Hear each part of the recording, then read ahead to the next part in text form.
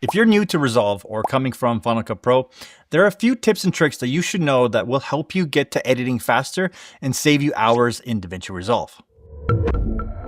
The first one is more of a setting, and it deals with the project manager, where we're typically switching between projects. You have to go to the little home icon here, press on it, it'll bring up the project manager, and you would click on one, and then it would open the next one. But in this window, if you just right click and then click on dynamic project switching, that'll turn it on. And now I can open up another project, and then you get this drop down here at the top where you can switch between your projects. You don't have to load it up every single time. It actually loads it up in the background. So if you're working on projects that are very similar, or you're trying to pull assets from one project to another, it's a quick way to have both of these projects open at the same time. And if you go to the project manager, you can actually see which projects are open and which one is currently active. And that's the red, and that's the one that's highlighted red. So again, you can just go up here and click the other project. And it really is a time saver when you're trying to work quickly. Another one is to let DaVinci Resolve automatically set your frame rate for the project. And that's as simple as just grabbing a clip that you know is the frame rate that you want it to be, dragging it into Resolve, and then change the project frame rate to that clip. So if you know the frame rate needs to be the same as the clips that you're working with, this is a great way to know that, to ensure that you're working at the right frame rate. And you just click change.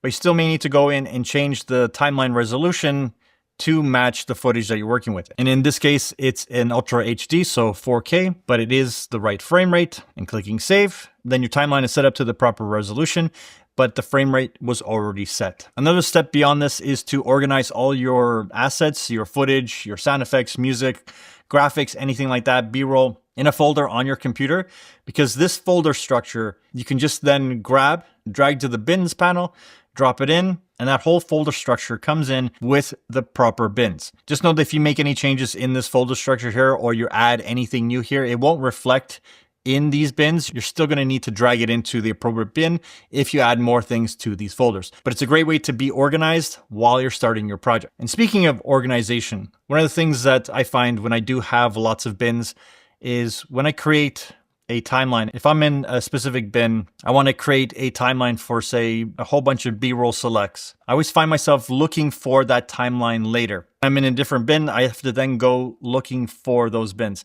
Now, one of the things that DaVinci has that's fantastic is to go to DaVinci Resolve, go to Preferences, click on User, then go to Editing, and check on Smart Bin for timelines. And then when you click Save, this creates a smart bin for your timeline. So any timeline that you have in your project, and you click on that, it will show them all in one place.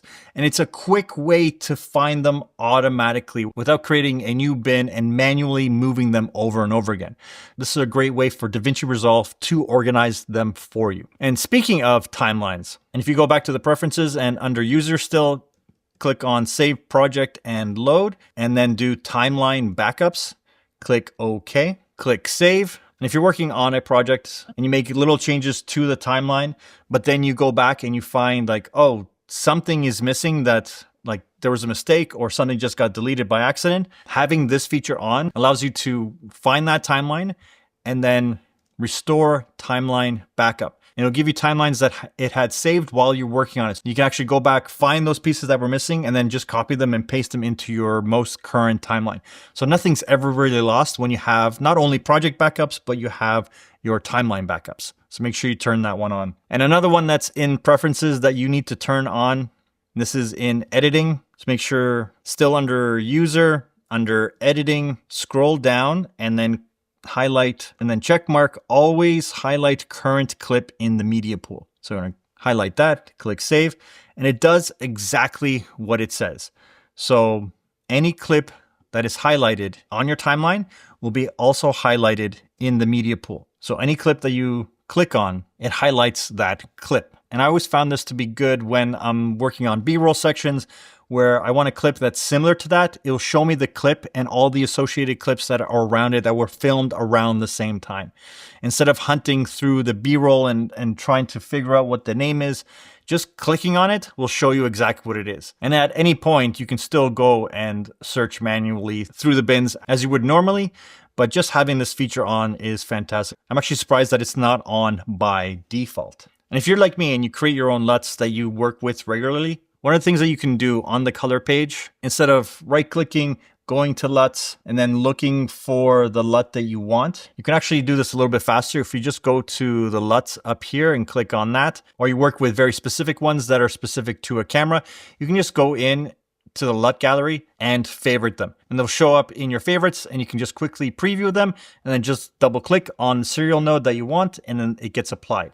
So I found this to be a little bit quicker, especially when you start working with similar footage over and over again on specific cameras, just creating your favorites for the LUTs that you work with often. And once you have them favorited, you can just find them here.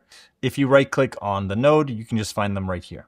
And if there are any LUTs that you want to import, you can actually quickly find them just by you can just reveal in Finder all the folders, find the LUT that you want to add, and just drag it in, and then you can just refresh and it will show up there. If you're working with LUTs that you use over and over again, or you've created your own, it's a great way to just favorite them and then work with them very quickly using the LUT gallery right here. Changing these settings and using these tips are things that will save you hours in the long run when working with DaVinci Resolve over and over again.